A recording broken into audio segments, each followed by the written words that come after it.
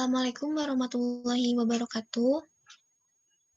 Waalaikumsalam warahmatullahi wabarakatuh. Waalaikumsalam warahmatullahi wabarakatuh. Kami dari kelompok 2 akan mempresentasikan permasalahan yang kami ambil, yaitu krisis identitas nasional dalam bangsa Indonesia. Sebelumnya, perkenalkan, saya Ralita Anggraini dan beberapa anggota kelompok kami, yaitu Aulia Rohmah, Alaina Rahmasari, Lintang Parameswari, Pipi Alfiatun Nikmah, Kaulan Sadida Asopat, dan Yacinta Diana Sari.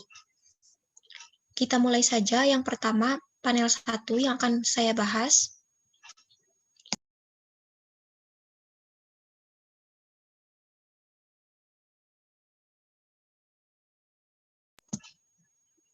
Dalam panel 1 akan membahas tentang identifikasi masalahnya.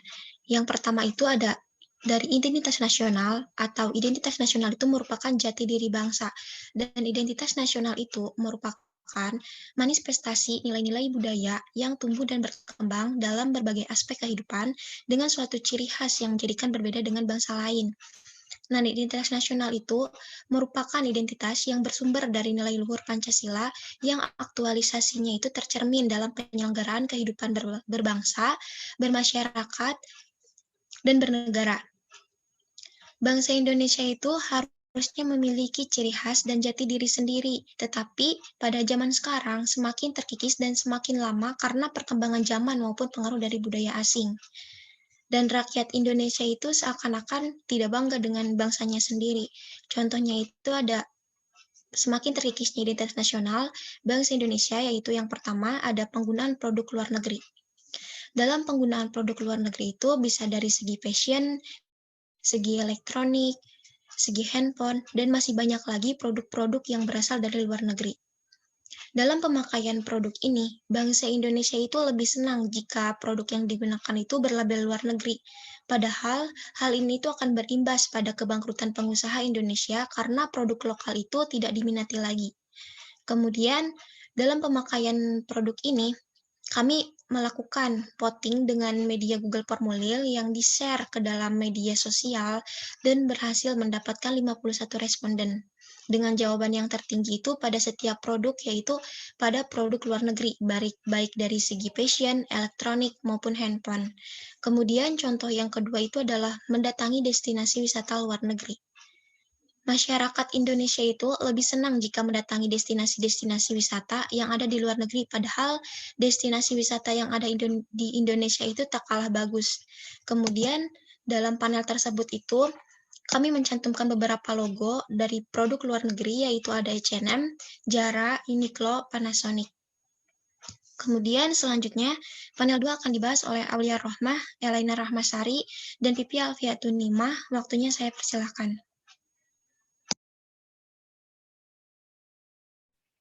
Baik, di sini kami beserta teman-teman yaitu Elaina dan Vivi akan menjelaskan panel 2. Di dalam panel 2 ini terdiri dari 2 kebijakan beserta alternatifnya, lalu ada pro dan kontra dari setiap alternatif dan isi dari wawancara yang kami lakukan. Di sini kami memiliki 2 kebijakan yang nantinya salah satu dari kebijakan tersebut akan dipilih di panel 3. Kebijakan pertama yaitu mempertahankan identitas nasional, dengan alternatifnya yaitu mencintai produk lokal dan menggunakan produk lokal. Lalu kebijakan kedua adalah pemerintah menetapkan bea cukai yang tinggi terhadap produk asing. Dan alternatifnya itu, yang pertama, pemerintah mendorong produk lokal untuk meningkatkan daya saing sehingga bisa menghadapi produk asing yang lain. Lalu yang kedua, melakukan pembatasan jumlah produk luar negeri yang masuk ke dalam negeri. Lalu selanjutnya ada pro dan kontra dari setiap kebijakan. Materi tersebut akan dijelaskan oleh rekan saya yaitu Elaina Ramasari. Baik, terima kasih. Selanjutnya ada pro dan kontra alternatif 1. Yang pro-nya ada beberapa, ada 3. Yang pertama ada produk dalam negeri masih banyak yang bagus dan menarik. Harusnya produk dalam negeri berkembang dengan pesat. Yang kedua itu sekarang banyak masyarakat yang lebih menyukai produk lokal karena kualitasnya semakin membaik dan semakin berkembang kualitasnya. Yang ketiga itu produk luar negeri biasanya akan mengeluarkan biaya yang cukup besar. untuk mengemas produknya dengan manis dan biaya tersebut biasanya lebih besar dibanding biaya untuk produknya sendiri. Selanjutnya ada kontra alternatif satu. Yang pertama itu produk luar negeri lebih dianggap selalu berfokus kepada kualitas, baru kemudian kuantitas. Sedangkan produk dalam negeri lebih berfokus kepada kuantitas, baru kemudian kualitas. Kontra yang kedua itu, produk luar negeri biasanya dikemas khusus untuk dijual di gerai-gerai tertentu dan biasanya lokasinya pun strategis. Dengan adanya gerai-gerai tertentu, produk luar akan menjamin kualitasnya. Kontra yang ketiga itu, produk luar negeri biasanya akan memberikan inovasi baru untuk menarik pelanggannya. Sedangkan bisnis lokal biasanya akan meniru inovasi dari produk luar, khususnya produk yang berhubungan dengan fashion. Selanjutnya itu ada pro dan kontra alternatif 2. Yang pro-nya itu membatasi jumlah produk luar negeri yang masuk ke dalam negeri akan mengurangi persaingan di pasar produk lokal. Kontranya itu, jika ada pembatasan produk luar negeri, maka pendapatan negara Indonesia juga akan berkurang. Selanjutnya akan dibacakan hasil wawancara oleh Pipi. Baik, di sini saya akan menjelaskan hasil wawancara. Kita mewawancara 9 narasumber yang terbagi menjadi 3 narasumber mahasiswa, 3 narasumber masyarakat, dan 3 narasumber dari pedagang. Yang pertama yang saya akan jelaskan yaitu kesimpulan dari narasumber mahasiswa. Mahasiswa mengatakan pengaruh budaya luar terhadap budaya Indonesia itu yang pertama, masyarakat Indonesia lebih suka memakai produk-produk dari luar negeri dan gaya hidupnya juga mengikuti gaya hidup orang luar negeri. Selain itu ada pengaruh positif dan pengaruh negatifnya. Untuk pengaruh positifnya, dengan masuknya globalisasi ke Indonesia akan meningkatkan iptek yang akan mempermudah kehidupan bagi masyarakat Indonesia. Dan untuk negatifnya yaitu masyarakat Indonesia menjadi konsumtif dan juga akan terjadinya krisis identitas nasional. Yang selanjutnya yang saya akan jelaskan yaitu kesimpulan dari masyarakat. Masyarakat mengatakan produk Indonesia akan menarik jika produknya itu diperbaiki lagi kualitasnya dan juga mengiklankan produk-produk lokal dengan memanfaatkan media sosial seperti Instagram, Twitter, WhatsApp, dan juga aplikasi belanja seperti Tokopedia dan Shopee. Dan kesimpulan dari para pedagang yaitu para pedagang merasa sedih ketika masyarakat Indonesia lebih suka memakai produk-produk dari luar negeri yang menunjukkan bahwa terjadinya kemerosotan perekonomian Indonesia dan akan terjadinya produk Indonesia akan kalah saing dengan produk luar. Jadi dari 9 kesimpulan narasumber itu diambil bahwa produk luar negeri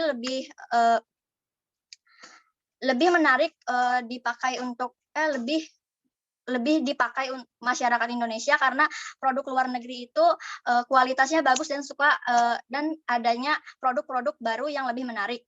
Agar produk Indonesia lebih menarik yaitu dengan adanya iklan-iklan dengan memanfaatkan media sosial seperti Instagram, WhatsApp, Twitter, dan aplikasi belanja seperti Shopee dan Tokopedia. Dan produk Indonesia juga lebih diperbaiki lagi kualitasnya sehingga tidak menutup kemungkinan untuk produk lokal bersaing di dunia internasional. Terima kasih.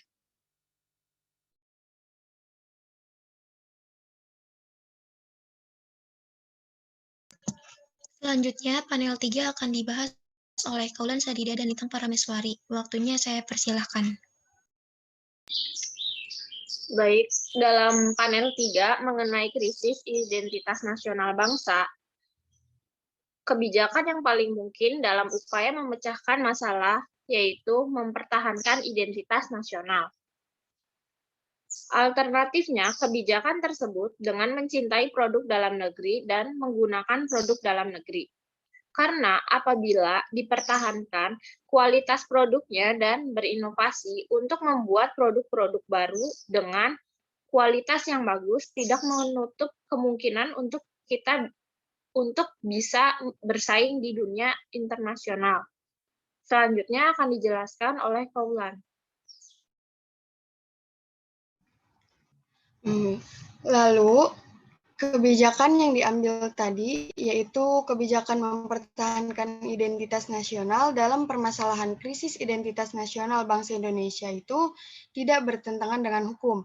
Karena di Indonesia itu ada pasal dan peraturan yang menyantumkan mengenai permasalahan mempertahankan identitas nasional.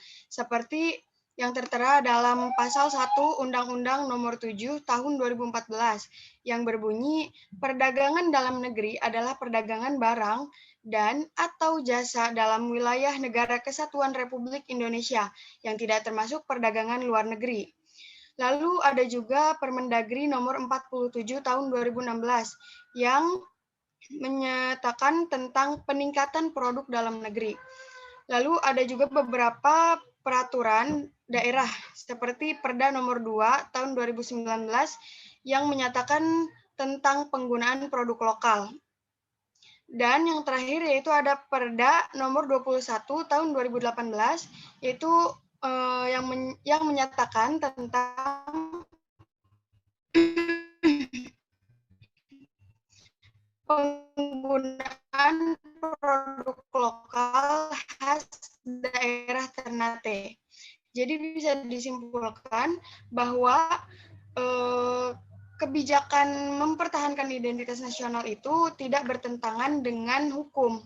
Karena di Indonesia juga ada beberapa pasal dan peraturan yang bahwa mempertahankan identitas. Terima kasih. Selanjutnya, panel 4 akan dibahas oleh Yacinta Diana. Waktunya saya persilakan. Selanjutnya, panel 4 akan membahas tentang kelompok mendukung dan menentang dan pelaksanaan aksi. Yang pertama itu kelompok mendukung dan menentang penggunaan produk dalam negeri itu yang mendukung pedagang produk lokal. Karena jika pedagang produk lokal mendukung produk luar, maka akan terjadi kebangkrutan pada produk lokal. Lalu yang menentang itu masyarakat, karena yang masyarakat itu yang ingin terlihat hype dan stylish. Lalu penggunaan produk luar negeri, yang mendukung itu masyarakat, yang ingin terlihat hype dan stylish, yang menentang itu pedagang produk lokal. Pelaksanaan aksi, memasukkan produk lokal ke dalam list kebutuhan pribadi, tidak ada salahnya dengan bijak menyeleksi barang kebutuhan dengan presentasi lebih besar untuk produk lokal. Akan tetapi, mungkin agak sulit membedakan kualitas produk lokal dengan produk impor, terutama untuk barang-barang fashion. Lalu membentuk komunitas produk atau ikutan komunitas update informasi produk lokal, seperti mengikuti komunitas pecinta batik, dan lain-lain sebagainya.